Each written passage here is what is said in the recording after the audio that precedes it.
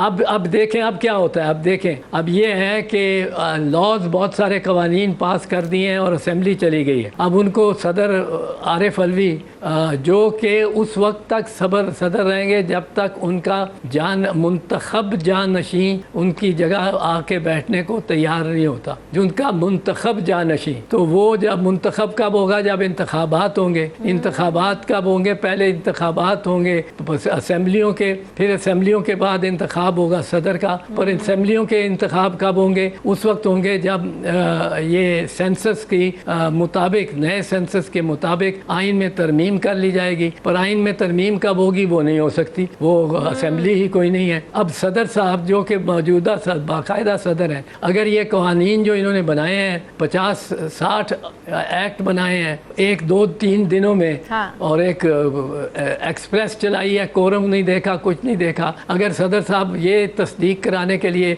National assembly के secretariat को लिख दे कि पहले तो ये बताएं कि कोरम था कि नहीं था, पॉइंट आउट किसी ने किया या नहीं किया, क्या स्पीकर साहब को नज़र नहीं आ रहा था कि 8-10 बंदे बैठे हैं। मुझे सारी रील भेजो, सारी फिल्म भेजो, वीडियो रिकॉर्डिंग जो है सारी प्रोसीडिंग्स की। फिर वो कहें कि इसमें ये 2-3 कवानीन तो बिल्कुल सुप्रीम कोर्ट ने इनको रद्द कर दिया, ये जो अभी जो फैसला लास्ट फैसला आया सुप्रीम कोर्ट का, और इसलिए मैं इनको नहीं मंजूर करता, मैं इनको नहीं करता। तो वापस भेजते हैं। तो असेंबली ने, किसी एक असेंबली ने या जॉइंट हाउसेज ने बैठ के और वो उस पर करना है फैसला। तो वो तो कौमी असेंबली कोई नहीं, वो ये सारे बिल भी गए, सारी इनकी कानून साजी, इनको खबर नहीं कौन से बुखला समझाते रहे शहबाज शरीफ को। भाई ज़रा बोलने में दो ना, वो जो सनाउल्लाह तारड़ है, राणा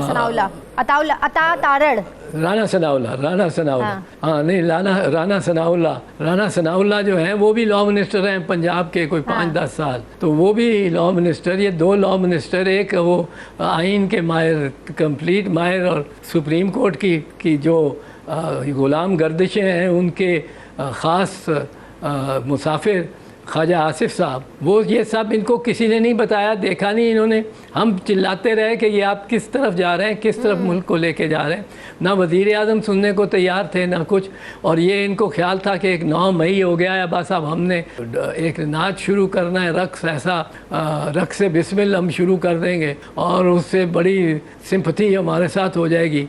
और उसके जो एक जिसका नाम टीवी पे नहीं लिया जा सकता, चेयरमैन PTI, उसके खिलाफ उसको संभाल लेगी, उसका बेड़ा गर्क करेगी, और हमारा फ्री टाइम हो गया है।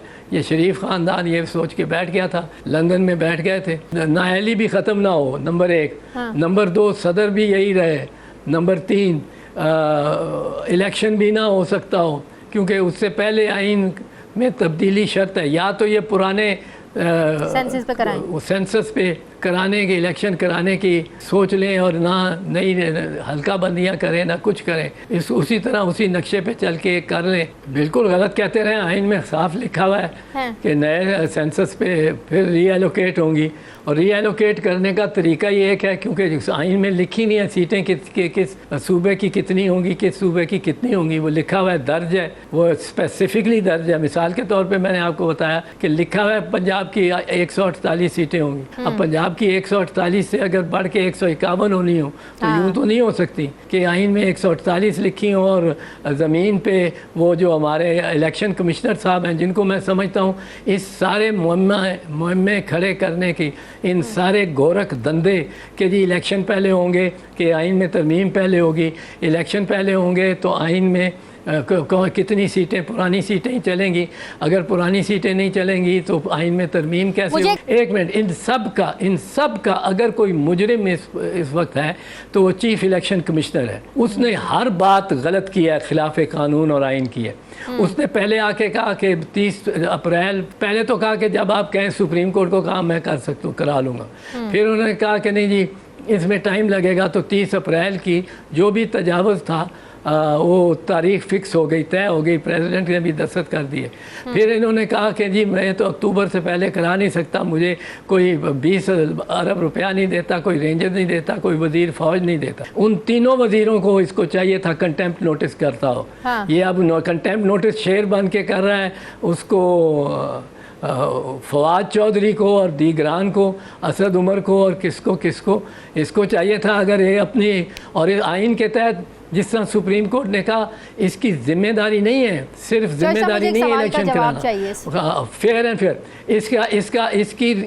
इसका फ़र्ज़ है कि ये फेयर एंड फ्री इलेक्शंस कराए। अब इससे अंदेशा मुझे ये है कि जो कवानीन इन्होंने पास किए हैं उनमें एक कानून था जिसमें उन्होंने निगरान हुकूमतों को बहुत बाइख्तियार कर दिया कि वो बैनुल अक़वामी माहदे भी कर सकते हैं, वो प्राइवेटाइजेशन भी कर सकते हैं, वो बड़े बड़े फ़ैसले भी कर सकते हैं, फाइनेंशियल कमिटमेंट्स भी कर सकते हैं, प्रोजेक्ट्स भी लॉन्च कर सकते हैं। अब वो ये पहले निगरानों के आइन के तहत ये इख्तियारात नहीं हैं।